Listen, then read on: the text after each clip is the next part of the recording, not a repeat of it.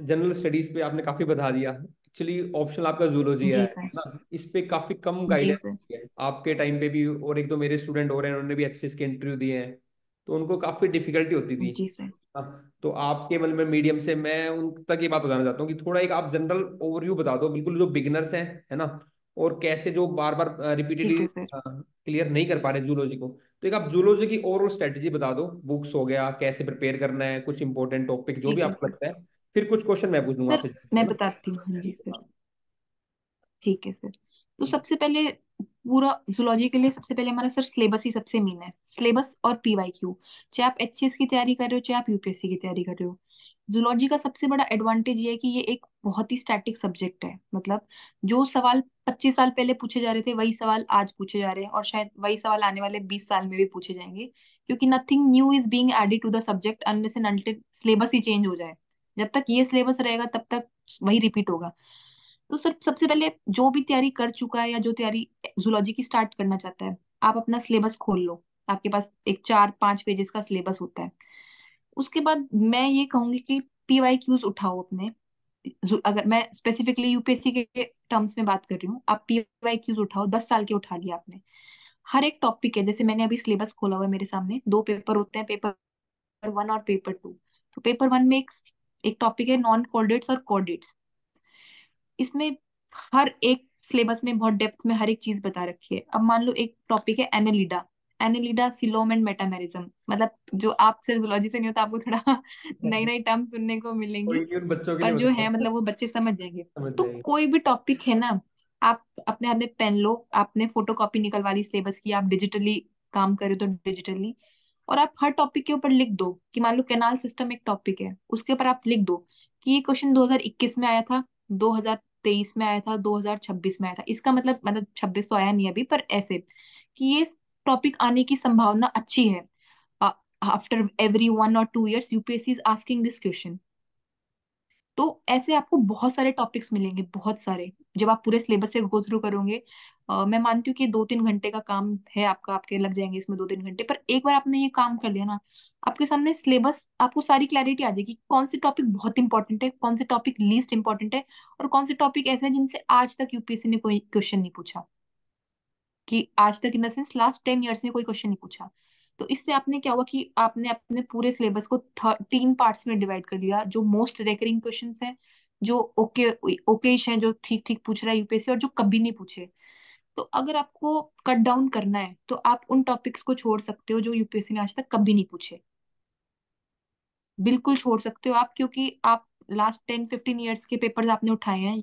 Zoology एक static subject है, और जो इंपॉर्टेंट चीजें हैं घुमा फिरा के यूपीएससी ने पूछी हैं। इस साल नहीं पूछी तो पिछले साल पूछी है, उससे पिछले साल पूछी है।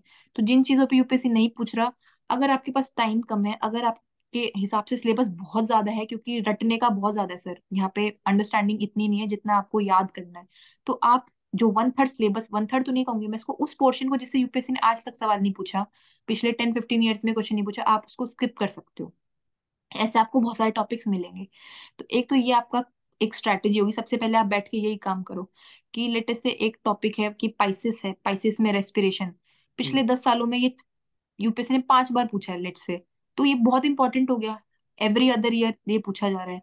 ऐसे ही हम आर्थ्रोपोड्स में जाते हैं, उसमें लावल फॉर्म्स, पैरासिटिज्म, ये बहुत सारे टॉपिक्स हैं जो आप जब ये आप काम कर लोगे कि ये क्वेश्चन किस किस ईयर में आया हुआ है, 21 में आया है, 19 में आया है, तो आपको फ्रीक्वेंसी समझ में आ जाएगी, आपको इंपॉर्टेंस समझ में आ जाएगी।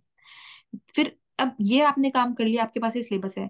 अब आप कभी भी तैयारी स्टार्ट मतलब पढ़ने बैठोगे ना, आपके पास वो सिलेबस है जिसमें आपने लिखा था कि ये क्वेश्चन 21 में आया था, 20 में आया था, इसमें आया था। तो आप उसी तरीके से फिर उस टॉपिक को पढ़ोगे कि भाई ये बहुत पूछता है यूपीएससी, इसको अच्छे से पढ़ ले, इसके आने की इतनी संभावना नहीं है, इसको ठीक ठीक पढ़ ले, और जो बिल्कुल नहीं पूछा हुआ आप उसको स्किप कर दोगे। तो ये एक अच्छा काम मुझे लगता है आप कर सकते हो अपनी तैयारी में। अब दूसरा आता है कि उसके बाद क्या पढ़ना है, क्या हम्म। नहीं पढ़ना है, बुक्स कौन सी पढ़नी है। मैंने सर आपके साथ एक बुक लिस्ट शेयर की थी। ठीक है। वो बुक लिस्ट मैं कहूंगी कि ऑप्शनल के लिए पढ़ने की बिल्कुल जरूरत नहीं है, हालांकि मैंने शेयर कर दी। ठीक है, तो आप बता मैंने दो क्या जो सोर्सेज रेफर, प्रैक्टिकली फिजिबल है बच्चों हाँ, के लिए, हाँ बिल्कुल वो बता दो आप। प्रैक्टिकली फिजिबल, लिमिटेड, और ठीक है। आपको हर चीज एक जगह मिलने वाली वो चीज मैं बताती हूँ।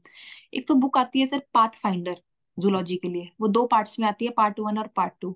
उसमें आपके सिलेबस का ऑलमोस्ट 75% आपका सिलेबस उस उन दो बुक्स में कवर हो जाएगा। क्योंकि आप टॉपिक बाय टॉपिक चलोगे, जैसे मैंने आपको फॉरेन ऑथर्स की बुक भेजी है, वो 10-15 आपकी बुक्स हो जाती हैं। और वो इतनी मोटी मोटी 700-700 800 पन्नों की किताबें हैं, वो पढ़ना फिजिबल नहीं है बिल्कुल भी। वो बस मैंने ऐसे शेयर कर लिया आपके साथ। ठीक है। तो आप अगर तैयारी शुरू कर रहे हो और आपके पास नोट्स नहीं है, तो सबसे पहले आप अपने नोट्स को कंसोलिडेट करो, क्योंकि जूलॉजी एक स्टैटिक सब्जेक्ट है। एक बार आपने 2-3 रजिस्टर्स में 4-5, जितने आपको रजिस्टर बनाने हैं 4-5 आपने वो रजिस्टर्स बना के रख दिए। और अगर आप रजिस्टर से नहीं पढ़ते, आप डिजिटली पढ़ते हो, तो आपने पीडीएफ की फॉर्म में वो नोट्स बना के रख दिए, आप निश्चिंत हो। जैसे मैं अपनी बताती हूँ सर, मैंने ऑप्शनल के पेपर दिए, मैंने 4 या 5 बार मैं ऑप्शनल का पेपर दिया। एक बार यूपीपीसीएस में दिया, एक बार एचसीएस में दिया, और 2 बार मैं यूपीएससी के लिए ऑप्शनल दे चुकी हूँ। मेरे ये 3-4 नोटबुक्स हैं, मतलब जो मैंने अपनी हैंडी बना रखी हैं। सर मैं मैं हमेशा सिर्फ इन्हीं को उठाती हूँ। बताऊं। मतलब मुझे कुछ नहीं करना, मुझे पता है कि मेरा 3 महीने बाद मेंस का पेपर है, मेरा प्री क्लियर हो गया है। मैं इनको उठाती हूँ और मेरा सब हो जाता है, मुझे कहीं और जाने की जरूरत नहीं पड़ती। तो ये मैं उन बच्चों को कहूंगी कि सबसे पहले अपने नोट्स को, अपने स्टडी मटेरियल को कंसोलिडेट करके रख लो। आपका आधा काम खत्म है, सही हम्म, में ही खत्म है, क्योंकि स्टैटिक सब्जेक्ट है, आपको कुछ भी नहीं करना, आपको बस उनको उठाना है, रिवाइज करना है और लिख के आना है। ठीक है, एक ये काम कर सकते हो कि नोट्स को कंसोलिडेट करो। अब आता है कि नोट्स बनाने कहाँ से हैं। तो नोट्स बनाने के लिए एक तो मैंने बुक बताया, पाथफाइंडर 1 और पाथफाइंडर 2, 2 बुक्स आती हैं ये। या फिर आप तो, जैसे सर मैंने ऑनलाइन, मुझे पीडीएफ मिली थी, मुझे याद नहीं एग्जैक्टली उनकी सोर्स क्या है, क्योंकि वो 2-3 साल पहले की बात है। पर मेरे पास वो पीडीएफ अभी भी पड़ी है। अगर किसी भी बच्चे को कोई टॉपिक पे हेल्प चाहिए, कि उन्हें इकोलॉजी इकोलॉजी की पीडीएफ चाहिए, इकोनॉमिक जूलॉजी की चाहिए, बायोस्टैट्स की, जिसकी भी चाहिए, वो मैं आपके थ्रू शेयर कर सकती हूँ उनके साथ। वो पीडीएफ मोर देन इनफ है। अगर आपको पाथ फाइंडर भी नहीं पढ़नी, तो वो 8-9 पीडीएफ्स हैं टॉपिक वाइज की, ये सेल बायो की है, ये मॉलिक्यूलर बायो की है, वो पीडीएफ आप पढ़ सकते हो, आपका काम खत्म है। आप उनका प्रिंट आउट निकलवा सकते हो। मतलब मटेरियल मैं आपको बता रही हूँ कि ये आपका मटेरियल है बस। फिर आपको कैसे पढ़ना है मैं वो भी बता दूंगी, पर मटेरियल की पहले बात हो रही है कि आपके पास हाँ काम ये है कि ये पढ़ना है भाई, देख लो इतना काम है। तो ये 2 सोर्सेज हैं, पाथफाइंडर बुक और जो पीडीएफ मैंने पढ़ी थी, मैं वो आपको सेंड कर सकती हूँ, अगर जिसको भी जिस टॉपिक पे चाहिए। ठीक है, थैंक यू। हाँ जी सर। अब उसके बाद आता है कि अब नेक्स्ट क्या, हमारे पास, हमें सिलेबस समझ में आ गया, हमने सिलेबस को सेग्रीगेट कर लिया, हमने नोट्स भी इकट्ठे कर लिए। अब बारी आती है कि पढ़ना कैसे है। तो सर जूलॉजी का एक डिसएडवांटेज ये है कि इसका बाकी के प्रिपरेशन से कोई लेना देना नहीं है, जीएस से कोई लेना देना नहीं है। तो जब भी हमें जूलॉजी पढ़ना पड़ता है यूपीएससी एस्पिरेंट्स को, तो हमें एक बर्डन की तरह लगता है, क्योंकि हाँ उसका रियल जो हमारा वर्ल्ड है उससे कोई लेना देना नहीं है। हम उसको कनेक्ट नहीं पा रहे हैं, अपने कनेक्ट नहीं कर पा रहे हैं जीएस से। तो मेंस के टाइम पे ये प्रॉब्लम हमें फेस ना हो, इसका एक यही सॉल्यूशन है कि आप एटलीस्ट इसका 2 बार रिवीजन ऑलरेडी कर लो। क्योंकि कुछ नहीं, आपके ये 3 या 4 रजिस्टर हैं, आपको जब भी मौका मिले कि भाई इस महीने मुझे एक रजिस्टर निपटाना है, निपटा दो। अगले महीने एक रजिस्टर निपटाना है, ऐसे ऐसे करके आप अपने सिलेबस को, 1 साल आपके पास, उसको रिवाइज कर दो बस। क्योंकि मोस्टली जो भी बच्चा जूलॉजी ऑप्शनल ले रहा है, उसके पास ग्रेजुएशन में था, या तो लाइफ साइंसेस था या जूलॉजी था, तो उसको इतनी दिक्कत नहीं आएगी सर। क्योंकि कोई भी नया बच्चा जूलॉजी का सब्जेक्ट नहीं उठाता, वही उठाता है जिसका बैकग्राउंड है। हाँ। तो नोट्स जिसने इकट्ठे कर लिए, उसको मुझे नहीं लगता रिवाइज करने में कोई इशू आएगा। उसको बस रिवाइज करना है, पढ़ना है, अपने पूरे सिलेबस को गो थ्रू करना है उसको, ताकि जब आपका मेंस आए तो आप फुल फ्लेज्ड मेंस फोकस से पढ़ पाओ, आंसर राइटिंग के फोकस से पढ़ पाओ। तो और जब आप पूरा साल जूलॉजी पढ़ रहे हो, कभी कभी मतलब इस महीने पढ़ा, 2 हफ्ते का गैप ले लिया, फिर आपने एक सब्जेक्ट, एक नोटबुक उठा ली, फिर आपने उसको कवर कर लिया, फिर आपने 2-3 हफ्ते का गैप ले लिया, फिर आपने एक नोटबुक उठा ली। ऐसे आपको पता भी नहीं चलेगा कि 3-4 महीने में आपका सिलेबस कब कवर हो गया, और आपको इतना बर्डन भी फील नहीं हुआ। हम्म, क्योंकि अगर आप सीधा मेंस के टाइम पे अपना ऑप्शनल उठाओगे, कि आप यूं सोचोगे कि नोट्स तो हैं, कभी जब होगा तब पढ़ लेंगे, नोट्स तो हैं, जब होगा तब पढ़ लेंगे, क्योंकि ये चीज आ जाती है सर, मन नहीं करता जूलॉजी पढ़ने का। क्योंकि एक तरफ हम polity, Lakshmikanth, spectrum, international relations ये सब पढ़ रहे हैं, फिर एक तरफ हम पढ़ रहे हैं chordates, non chordates, evolution, animal physiology, और ये सब पढ़ रहे हैं, तो हमें बहुत ऐसा लगता है, two different worlds, entirely two different worlds. तो एक एक रेजिस्टेंस फील होती है ऑप्शनल उठाने के टाइम पे, पहले 2 बार जूलॉजी करके वाले करो बच्चों को। रिवाइज उसको, ताकि उस तरह से। हाँ, 2 बार नहीं, एटलीस्ट एक बार करो, और दूसरी बार आप उन टॉपिक्स को कर सकते हो जो 2 बार आपको आप टफ अपने लगते हिसाब से हैं। बता रहे हो, टॉपर के हिसाब से, अगर टॉपर बनना है तो नहीं है नॉर्मल। दूसरी बार आप उन टॉपिक्स को उठा सकते हो सर जो आपको पता है कि ये आपको थोड़े टफ लगते हैं, सही क्योंकि है। जूलॉजी बहुत बड़ा सब्जेक्ट है सर। इसमें कुछ ऐसे टॉपिक्स हैं जो बहुत इजी हैं, जैसे इकोलॉजी, इन्वायरमेंट जिसको हम कहते हैं, वो आप बिना पढ़े भी दे आओगे कि आपसे ग्लोबल हाउस और ग्रीन हाउस और ये सब पढ़ लिया, ग्लोबल वार्मिंग पूछ लिया, ये आप बता दोगे। लेकिन कुछ ऐसे टॉपिक्स हैं जैसे dev bio, biostatistics, instrument and zoology, जो आपको पढ़ना ही पड़ेगा, मतलब उसका कोई तोड़ नहीं है, वो आपको रिवाइज करना पड़ेगा, रटना भी पड़ेगा। तो ऐसे टॉपिक्स के लिए आप 2 बार पढ़ सकते हो। ठीक है। बेस्ट तो सर यही है कि आपके पास रखा हुआ है, आपको पता है कि अब मेरा 3 महीने बाद पेपर है तो मुझे ये पढ़ना है। ये तो बहुत अच्छा सबसे बता इंपॉर्टेंट दिया काम मैं आपने, यही सिंप्लीफाई कहती कर हूँ। दिया बच्चों के लिए कि ये ऐसा कर हाँ, दो, काम बन जाएगा तुम्हारा। एक हाँ, सबसे बर्डन भी पहले कम रहेगा। सबसे इंपॉर्टेंट काम ये है कि अपने, प्रोसेस हाँ, बता दिया कि 2 बार और पढ़ लोगे बिल्कुल शांत हो जाओगे आप तो, ये है। हाँ, हाँ। क्योंकि फिर आप जब मेंस के टाइम पे उठाओगे ना, अब जैसे सर मैंने पिछले साल सितंबर में जूलॉजी दिया, ठीक है। पिछले मेंस, मैंने 1 साल तक नहीं पढ़ा, 1 साल मतलब 9 महीने के लिए मैंने नहीं पढ़ा। और जब इस बार मेरा प्री निकला, जिसकी मतलब मुझे एक्सपेक्टेशन नहीं थी, तो अब मुझे लगा कि यार अब 1 साल हो गया जूलॉजी पढ़े, अब मतलब 1 साल बहुत होता है और मैंने छुआ नहीं और अब पढ़ना पड़ेगा, तो मुझे वो प्रॉब्लम फेस हुई। आपका दिमाग चलता नहीं है उस डायरेक्शन में, वो इशू ना फेस हो, इसलिए मैं कह रही हूँ कि 1-2 बार पहले पढ़ लो।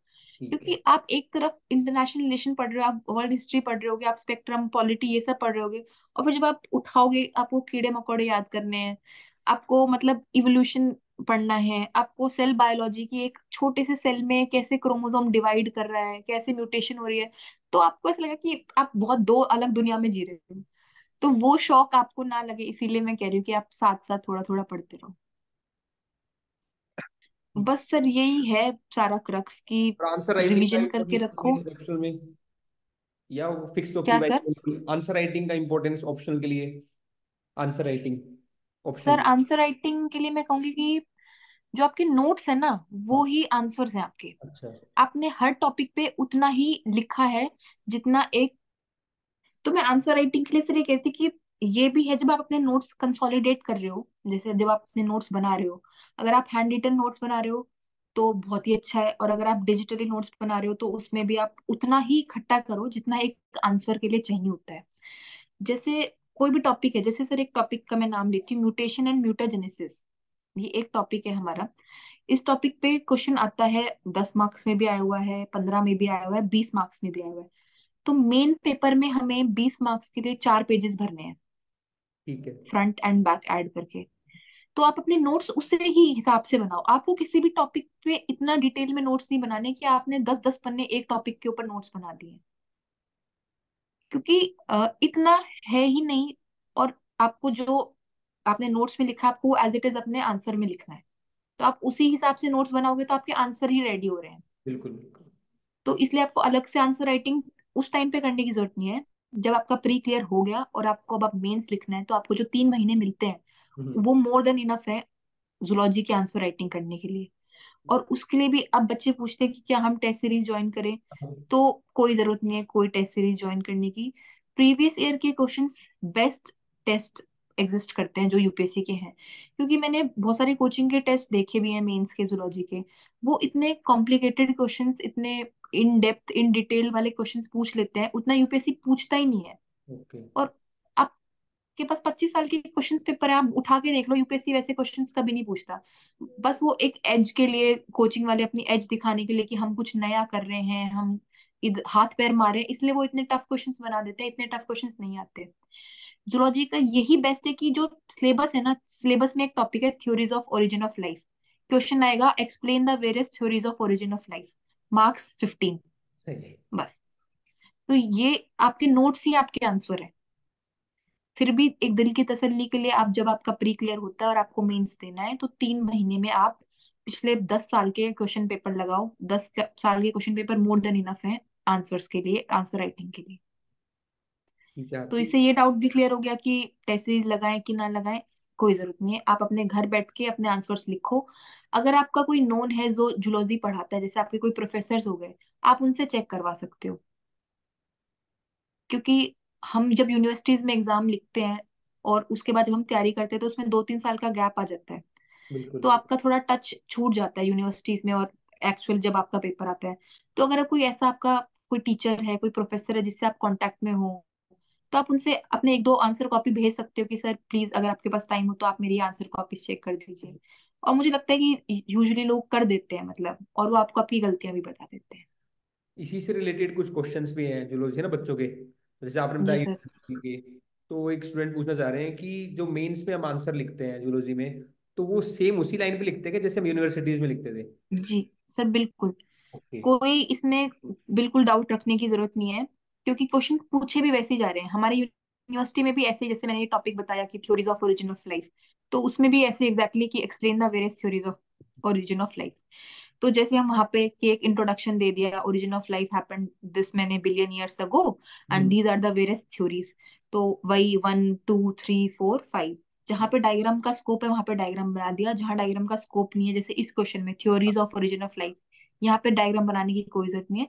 इसको आपने बिना डायग्राम के 3 पन्ने 2 पन्ने भर दिए।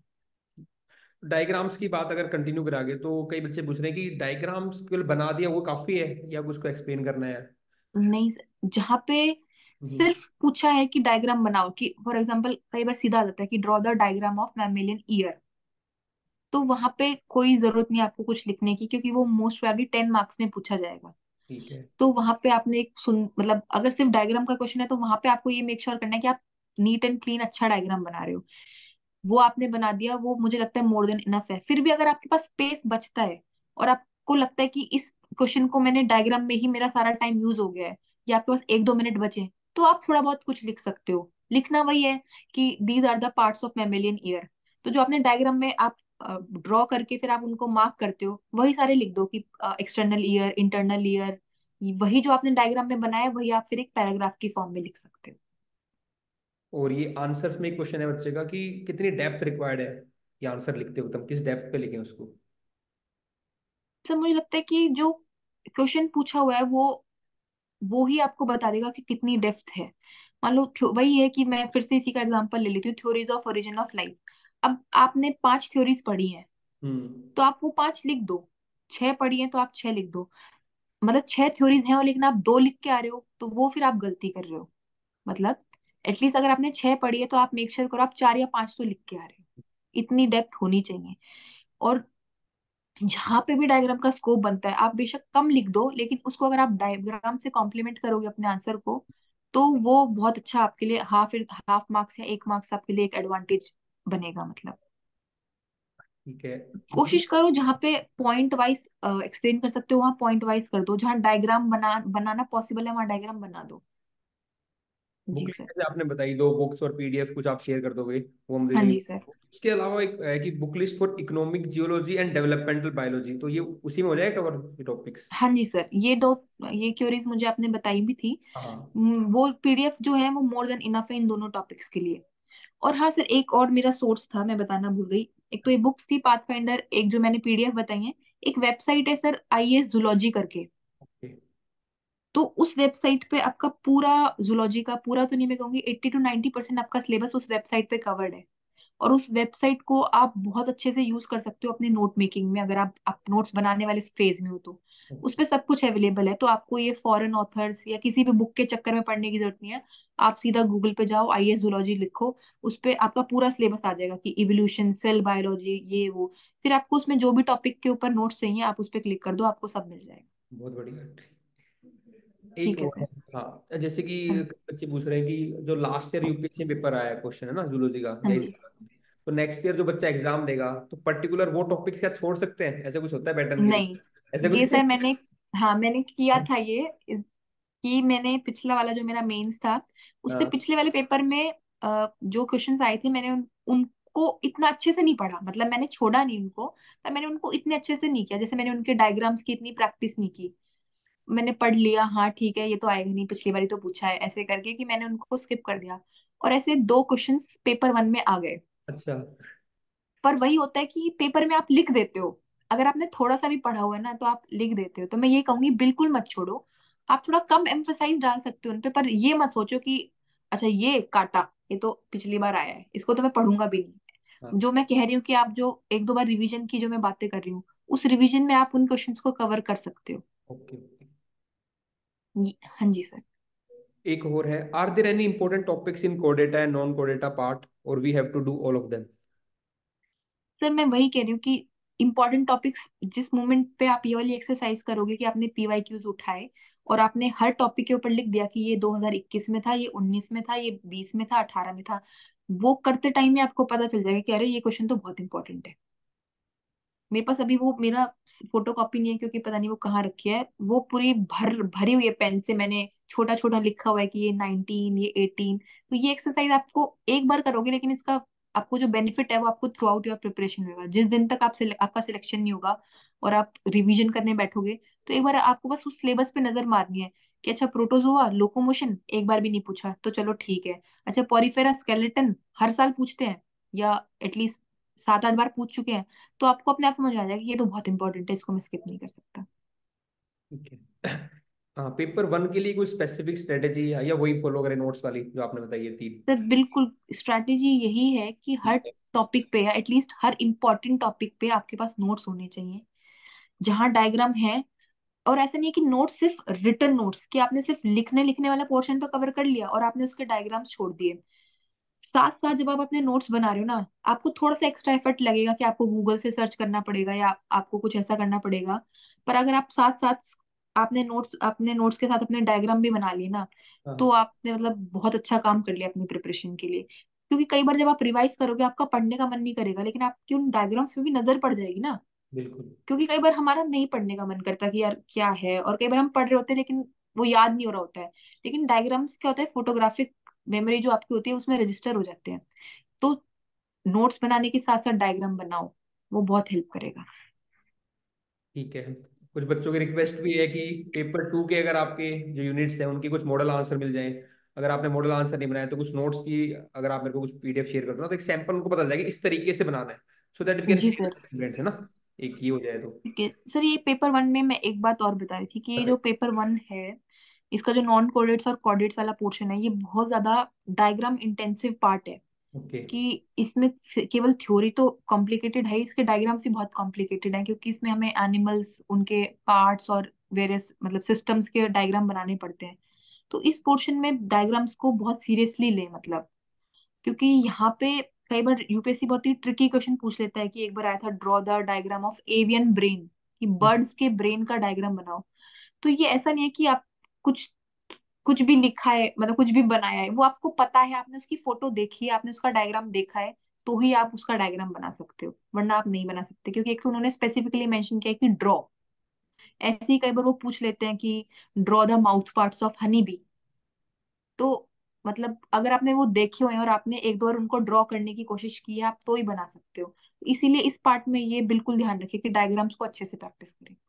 और आप पार्ट टू के आंसर्स की बात कर रहे हो, तो सर वो मुझे ढूंढने पड़ेंगे, क्योंकि मैंने भी मैं आंसर राइटिंग वैसे नहीं करती जूलॉजी की, बस जब पेपर आया तो मतलब कुछ एक भी बार की, हाँ। है ना, बच्चों को एक आइडिया लग जाएगा उससे, मैंने कहा सारे हाँ पर मैं, सैंपल। जो मेरे पास नोट्स हैं वो मैं नोट्स पेपर टू की पीडीएफ आपके साथ शेयर हाँ, कर दूंगी सर। ताकि हाँ उनको जी। आइडिया लग जाए कि हाँ इस तरीके से बनाना है, ये इंपॉर्टेंट पॉइंट पिक करना है। खासकर ठीक है बिगिनर सर। को ये काफी हेल्प होती है इस चीज से ना, उनका टाइम बच ठीक जाएगा। है सर।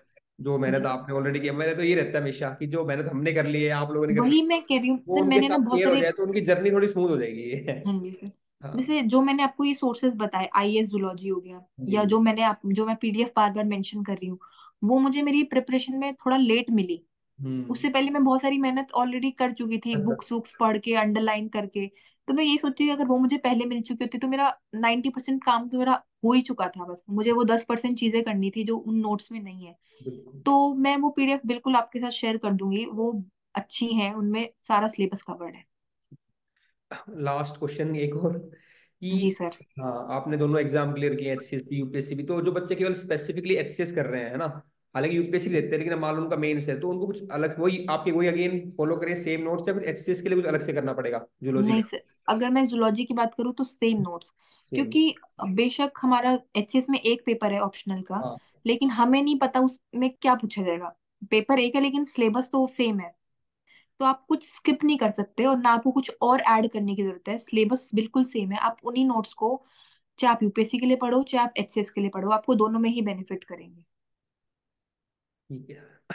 जी सर। आपने काफी कॉम्प्रिहेंसिव बता दिया, जीएस का भी आरती, है ना, जी और सर। ऑप्शनल का भी। एक बस और जो बच्चे तैयारी कर रहे हैं, लास्ट वर्ड्स उनके लिए कि भाई वो मतलब कि कैसे अपनी तैयारी पे ध्यान लगाए, कैसे मोटिवेटेड रहे अपने, उनके लिए और।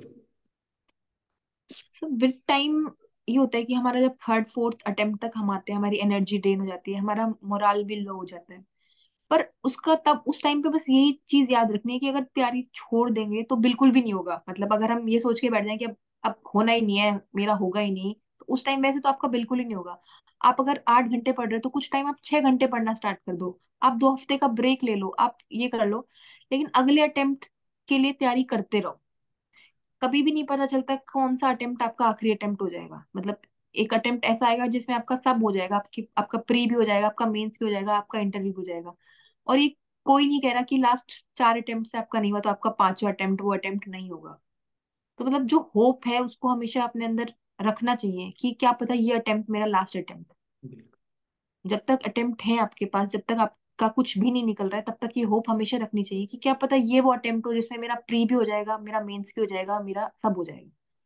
लेकिन सर एक गलती हम ये करते हैं, जैसे मैंने अपने टाइम पे की थी, कि जब तक मेरा प्री नहीं निकला था मैं बहुत ज्यादा प्री पे आई वॉज की हम्म। बाइस्ड, कि मुझे बस प्री पे फोकस करना है, मेंस मैं देख लूंगी, मुझे नहीं पता, पर मेरा प्री निकलना चाहिए। तो ये मैं चाहती हूँ कि कोई गलती ना करे, जिसका कोई ऐसा बच्चा है जिसका प्री नहीं निकल रहा है 3 4 बारी से, अपने मेंस की तैयारी कंटिन्यू रखो। कोई जो आपने टॉपिक्स छोड़ रखे हैं कि जब प्री निकल जाएगा मैं तब पढ़ूंगा, उन टॉपिक्स को उठाओ, चाहे वो एथिक्स है, चाहे वो एसे है, वो सोसाइटी है, डिजास्टर मैनेजमेंट, इंटरनल सिक्योरिटी, जो सब टॉपिक्स हैं, एटलीस्ट इनको 1 या 2 बार कवर करो। अगर आपका 2 3 बार से प्री नहीं निकल रहा है तो प्री निकल जाएगा, और प्री जब निकलेगा तो आपको समझ ही नहीं आएगा कि अब मैं क्या करूं, कि मैंने कभी मेंस के बारे में तो सोचा ही नहीं, मैं तो सिर्फ प्री प्री प्री करता रहा, मैंने मेंस के बारे में तो सोचा ही नहीं। तो वो आपके साथ ना हो, उस चीज में आपका टाइम वेस्ट ना हो, क्योंकि वो 3 महीने बहुत प्रेशियस होते हैं जो हमारे प्री के बाद होते हैं। उस टाइम पे आपका टाइम वेस्ट ना हो, उसके लिए मेरी यही एडवाइस है कि आप पहले इन टॉपिक्स को कवर कर लो। ये मत सोचो कि प्री निकल जाएगा मैं तब देखूंगा।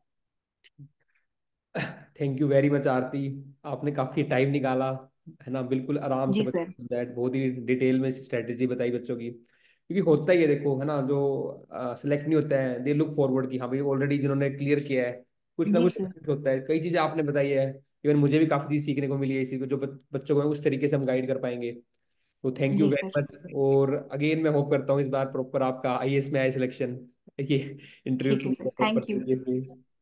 थैंक यू वेरी मच ठीक यार, है sir, thank thank you. You. ठीक है सर, जो मैंने मेंशन किया है वो मैं आपके साथ व्हाट्सएप पे शेयर कर दूंगी सर। ठीक है। ठीक है sir, thank okay you. Aarti, thank you very much, thank you.